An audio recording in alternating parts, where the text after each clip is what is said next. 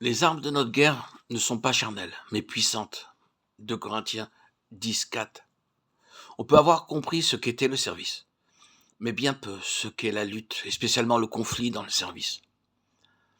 La guerre que nous expérimentons jusqu'à maintenant consiste le plus souvent à résister dans nos tentations et à remporter la victoire sur le péché. Mais avec les lumières qui nous sont données, cette question de victoire personnelle doit être une question réglée par tous ceux qui sont au service de Dieu.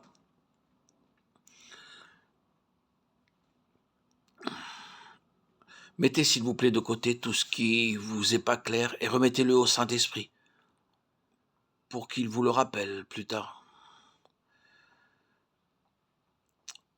Le Saint-Esprit me donne le pouvoir de le saisir. Cette parole me sauve la vie. Il est naturel que vous désiriez tout comprendre, mais il vaut mieux que vous ne saisissiez pas tout par votre intelligence et que vous laissiez le Seigneur y placer ce dont il pourra se servir plus tard. Ces choses, ces pensées vous reviendront quand vous en aurez besoin, si vous ne les chassez pas en les discutant et en les disséquant. La semence de la vérité doit être déposée dans l'intelligence et y rester en repos tranquillement, jusqu'à ce qu'elle y prenne vie et nous soit appliquée par l'Esprit de Dieu. Le Saint-Esprit nous donne le pouvoir de saisir.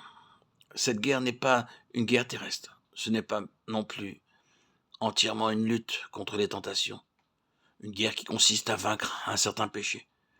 C'est le combat de celui qui est uni au Seigneur ressuscité, revêtu des vêtements lumineux, de l'armure entière de Dieu. Car Dieu a créé pour revêtir ses rachetés. Un vêtement lumineux à travers lequel les dards enflammés du malin ne peuvent pas pénétrer. Et ces vêtements lumineux s'appellent l'armure de lumière. C'est l'armure complète de Dieu. Le revêtement de l'esprit du croyant, du nouvel homme, par le Seigneur Jésus. Romains 13, 12, 14. Ceci dit, c'est la guerre de l'esprit dans le domaine spirituel. Ceux qui vivent encore de la vie de l'âme, c'est-à-dire qui sont encore ce que l'Écriture appelle hommes naturels, ne comprennent pas cela. Vous leur parlez et ils ne comprennent pas votre langage. Il y a deux sphères absolument séparées. La vie victorieuse vécue sur terre et la guerre victorieuse dans la sphère invisible.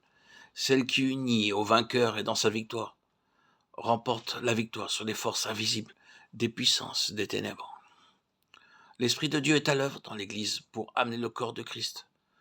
Je veux dire expérimentalement, car il est déjà de fait dans la sphère céleste, la sphère que Paul connaissait et où il vivait.